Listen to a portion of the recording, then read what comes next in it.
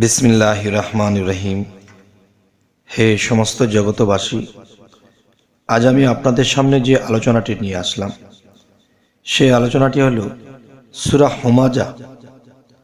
সূরা হুমাজা থেকে যে আলোচনাটি করব, দেখেন কোনো মানুষ আছে যে এই পৃথিবীতে জন্মের পর থেকে তার চোখের পাওয়ার কম, চোখের দৃষ্টিশক্তি কম। তাহলে বাকিটা জীবন কি করে চলবে? ডাক্তারি চিকিৎসাতে দেখা যায় মানুষ যখন চিকিৎসা করে তো ছোটবেলা থেকে, জন্মের থেকে যেটা হয় সেটা কিন্তু সবকিছুতে সারিয়ে উঠতে পারে না। আচ্ছা, আরো একটি বিষয় হলো, অনেক মানুষ যৌবন প্রাপ্ত হয়েছে তো তার যৌবন বয়স শেষ না হতেই তার চোখের পাওয়ার, দৃষ্টিশক্তি একদম কমে গেছে, যা মানে চলার মতো নয়, একটু দুর্বলটা বেশি হয়ে গেছে।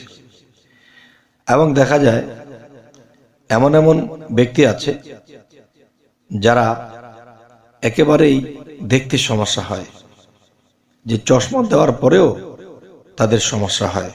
এখন কথা হলো, সেই ব্যক্তিদের জন্য ডাক্তার মেডিকেল চিকিৎসায় অনেক ভিটামিন প্রয়োগ করার পরেও এই ব্যক্তিটি চোখের পাওয়ার নিয়ে খুব দুশ্চিন্তায় আছে।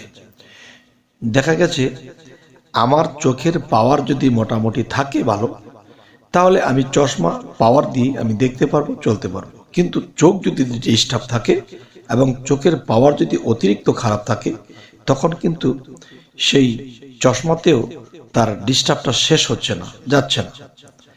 তো এখন আল্লাহ কিন্তু আমাদের এই সুযোগ সুবিধাগুলো রেখেছেন। যেমন সূরা হুমাজা, এই সূরাটি আপনি কমপক্ষে 7 বার পাঠ করলে, সেই পাঠ করে দেখা গেছে কোনো পানিতে আপনি ফু দিলেন, পরিষ্কার পানিতে ফু দিলেন, ফু দেওয়ার পরে সেই পানিটা নিজে বিসমিল্লাহির রহমানির রহিম বলিয়া খাবেন এবং সেই পানিটা চোখের মধ্যে ছিটা দেবেন, যাতে আপনার নিচে পায়েটায় না লাগে, বেসিং কিংবা ওরকম একটা স্থানে, যেতে পানিটা ওরকম পায়ের মধ্যে লাগলে একটা অন্যায়, যেহেতু এটা একটা ছোড়া পরে ফুক দেওয়া হয়েছে।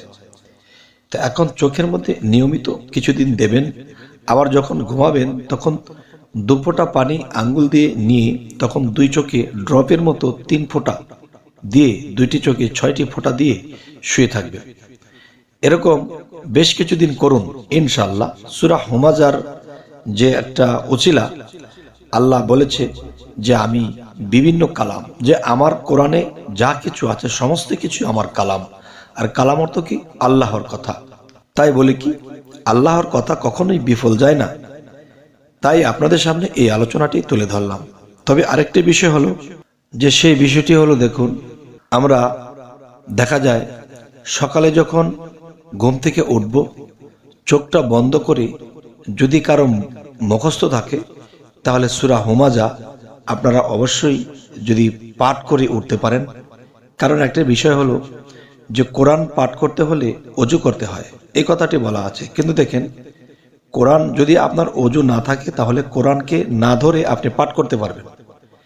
তাহলে যদি ওযু না থাকে, তাহলে আপনি কোরআনটাকে না ধরে পাঠ করতে যদি পারেন, তাহলে না দেখিয়া যদি পড়তে পারেন কেউ, তাহলে সকালে ঘুম থেকে ওঠার আগে এই সূরাটি পাঠ করবেন। পাঠ করার পরে তখন নিজে হাতে ফুঁক দিয়ে নিজের চোখে ডলে দিবেন। তাহলে ইনশাল্লাহ আল্লাহর এই সূরার, আল্লাহর এই কালামের বরকতে অবশ্যই আপনাদের যাদের চোখে ডিস্টার্ব আছে, পাওয়ারের সমস্যা আছে, তারা অবশ্যই সেরে উঠবেন এবং চক্ষু রোগ ভালো হয়ে যাবে। তো আমাদের চ্যানেলে যারা নতুন আছেন অবশ্যই সাবস্ক্রাইব করে নেবেন, পরবর্তীতে ভালো ভালো ভিডিও যেন আপনাদের সামনে এনে দিতে পারে। তো সকলেই ভালো থাকবেন। আল্লাহ হাফিজ।